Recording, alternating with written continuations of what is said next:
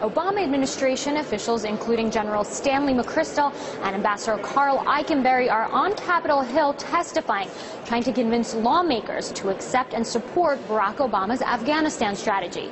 But Congressman Ron Paul warns that these plans could result in a foreign policy disaster. He joins me today to discuss. Dr. Paul, thank you so much for being here. So first of all, I want to get your take on the decision. Do you agree with Barack Obama sending 30,000 more troops over there? No, I radically oppose that idea. It's foolish. It's totally wasteful. He can't win. He doesn't even know what the goals are. We shouldn't even make this attempt to occupy and nation build in Afghanistan. So I think it's a serious mistake. You know, 8 years is long enough to figure out you've made a mistake. So I say, well, get out of there and come home before we spend a lot more and more people die. But here's the thing, there are about close to 70,000 troops on the ground. They're the troops that are asking for more boots on the ground. Barack Obama is the commander-in-chief, so what is he supposed to do then? Is he supposed to just ignore his troops? I mean, he's in a really tight space here. Yeah, but I think his solution is impossible, too, because if he could describe victory as total control of the country and total victory, he might need 300,000. But nobody's going to give him 300,000.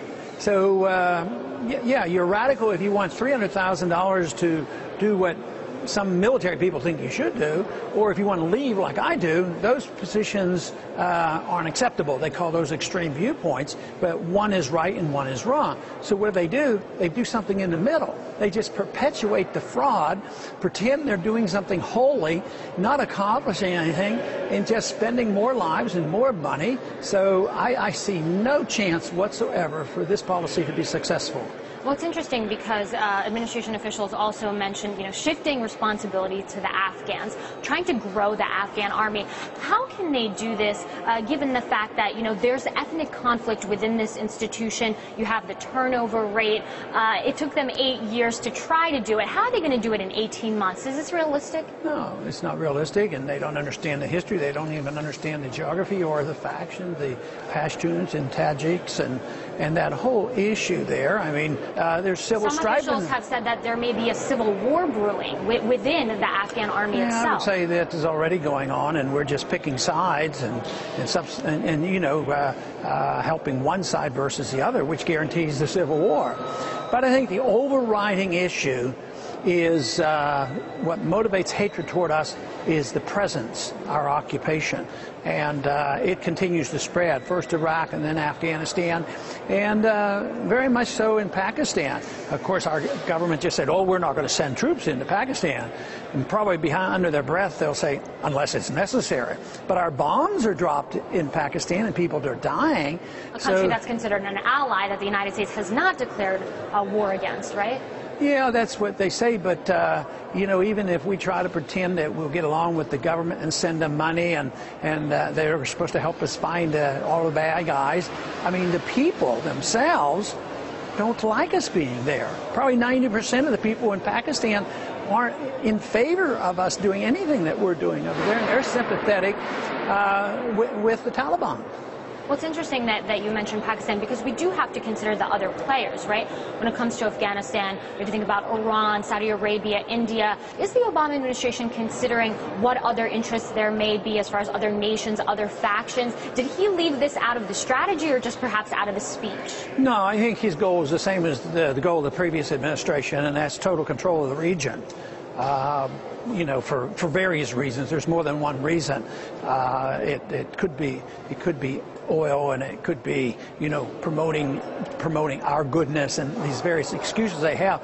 But no, the foreign policy of the Republican Party and the Democratic Party is essentially the same, and they're just pursuing it. And I think it's regional. It's just not one country. It wasn't limited to getting Saddam Hussein because he was a bad guy. We get rid of him, and everything's going to be okay. One leads to the next, and they are going to now put stronger sanctions on Iran next week, and that's just going to further make the problems worse for us over there. Here's something else that was glossed over a little bit, a very important issue.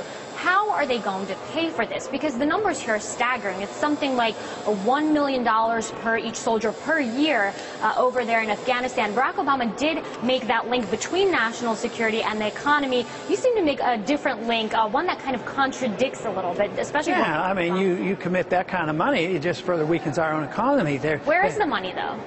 Where are they getting it? Out of thin air. It is thin air money. And as long as people trust the dollar, you can create money like that. And the world still thinks the dollar's okay. People are still taking dollars and we're still using them. But economic law says there's always a limit. And we may be reaching that limit. And whether that limit is met in a month or two or a year or two, we will eventually meet it unless we change our policies. You just can't do this. Otherwise, why would Americans have to work? We could just, run the printing presses and pass out money and pay our soldiers and buy off our enemies and do all these things. But it doesn't work that way. The laws of economics finally rule. Well, speaking of money, you've been fighting your own battle here on the Hill for over 2 decades. I'm speaking, of course, about the Audit the Fed bill. Where are we now with that? Because as I understand it, progress has been made as far as that bill goes. Yeah, the bill was put in the form of an amendment and presented on the bank regulation bill and passed pretty easily. And it's on a bill that is not a very good bill that I can't support overall. But the amendment got put on there, and it will be brought to the House floor this week and voted on, and it still would have to be passed in the Senate for it to become law. What do you think a potential audit of the Fed would expose? Would people be shocked what goes on in this institution behind closed doors? Well, the way the Federal Reserve is fighting to keep us from finding out what they're doing, it sounds like we will be shocked. Otherwise, if they were doing nothing special and it was pretty benign, they would say, come look at these books, there's nothing here. Well, they're saying this is going to ruin our independence. Oh, yeah, it's just a bunch of talk. They want secrecy because they have so much power. I think you'd find out that we make deals with other governments and other banks. Just like the money that we need to fight a war, we create out of thin air. He creates out of thin air and makes a deal, extends a loan to a bank or a central bank or a government and asks them to maybe buy our debt.